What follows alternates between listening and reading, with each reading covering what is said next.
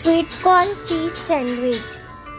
ಮೊದಲು ಸ್ಯಾಂಡ್ವಿಚ್ ಬ್ರೆಡ್ಡನ್ನು ತವಾ ಮೇಲೆ 2 ಸೈಡ್ ಬಿಸಿ ಮಾಡಿ ಮೇಲ್ಗಡೆಗೆ ಕಾರ್ನಿನ ಮಿಶ್ರಣವನ್ನು ತಯಾರು ಮಾಡ್ಕೋಬೇಕು. ಕಾರ್ನನ್ನು ಸ್ವಲ್ಪ ನೀರಿನಲ್ಲಿ ಬೇಯಿಸಿ ಬದಿಗೆ ನೀರು ತೆಗೆದು ಇಡಿ.